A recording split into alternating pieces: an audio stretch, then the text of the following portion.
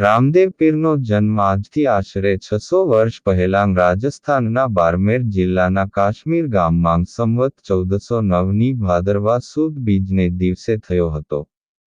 તેમની માતાનું નામ મિનલ દેવી મૈણાદે અને પિતાનું નામ અજમલ રાય હતું. તેમના પિતા આ વિસ્તારના રાજા હતા. કાશ્મીર ગામ હાલમાં રામદેવરા તરીકે પણ ઓળખાય છે. રામદેવ પીરને ભગવાન દ્વારકાધીશ કૃષ્ણ ના અવતાર માનવામાં આવે છે. ખાસ કરીને રાજસ્થાન અને ગુજરાતમાં તેમના મંદિરો વધુ જોવા મળે છે અને આ બે રાજ્યોમાં તેમના અનુયાયીઓની સંખ્યા પણ વધુ છે. ભાદરવા સુદ બીજને દિવસે રામદેવ પીરની જન્મ જયંતી મનાવવામાં આવે છે. રામદેવ પીર જયંતી એ રામદેવજી અથવા રામશા પીરની જન્મજયંતી છે. તેમની પૂજા બધા જ વિસ્તારોમાં કરવામાં આવે છે અને આ વાર્ષિક તહેવારને નવરાત્રિ તરીકે પણ ઓળખવામાં આવે છે. રામદેવ પીર લાખો લોકોના અંગત અને પારિવારિક દેવતા છે.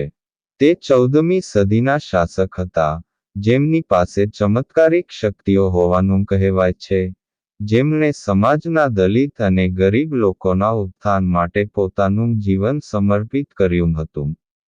રામદેવ પીરને આજે ભારતના ઘણા સામાજિક જૂથો દ્વારા ઈષ્ટદેવ તરીકે પૂજવામાં આવે છે.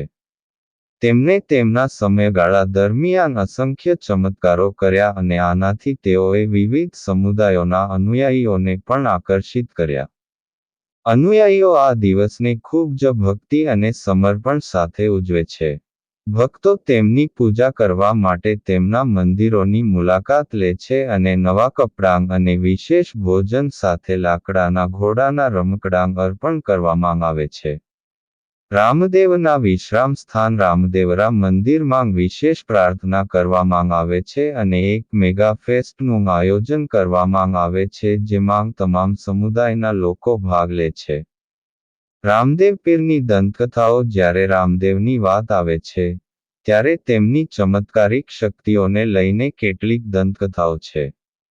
એવું કહેવાય છે કે, જ્યારે તે નાના હતા ત્યારે તેના પિતા રાજા અજમલે એક રમકડા બનાવનારને લાકડાનો ઘોડો બનાવવાનો આદેશ આપ્યો હતો. રમકડા બનાવનારે તગડી રકમ લીધા બાદ રાજા સાથે છેતરપિંડી કરી અને લાકડાના રમકડાના ઘોડાને ઢાંકવા માટે સસ્તા કપડાનો ઉપયોગ કર્યો.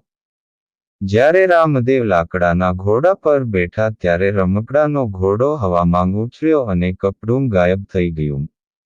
એવું માનવામાં આવે છે કે, ઘોડાને તેની શક્તિઓને કારણે જીવન મળ્યું હતું.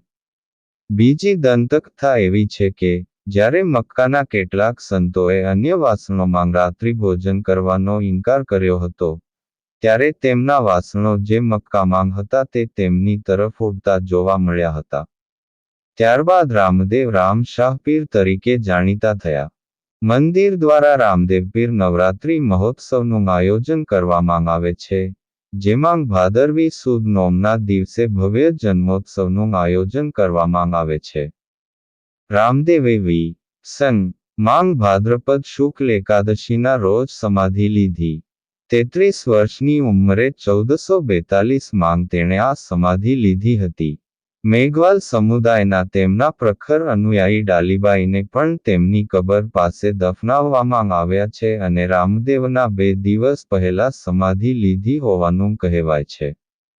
રામદેવનું વિશ્રામ સ્થાન ધરાવતું મંદિર સંકુલ રાજસ્થાનમાં રામદેવરા પોખરણથી 10 કિલોમીટર ખાતે આવેલું છે.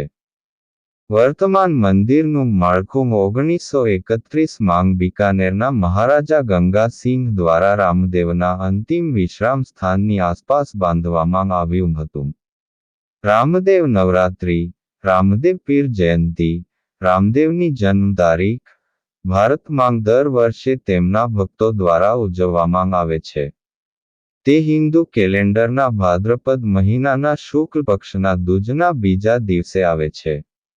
રાજસ્થાનમાં આ દિવસ જાહેર રજા તરીકે મનાવવામાં આવે છે અને રામદેવરા મંદિરમાં મેળો ભરાય છે, જ્યાં હજારો ભક્તો, હિન્દુ અને મુસ્લિમ બંને ભાગ લે છે અને મુખ્ય મંદિરમાં સમાધિને શ્રદ્ધાંજલિ આપે છે.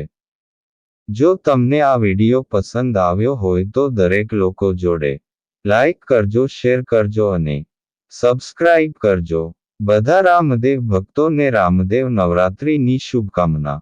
જય રામદેવ પીર. ધન્યવાદ.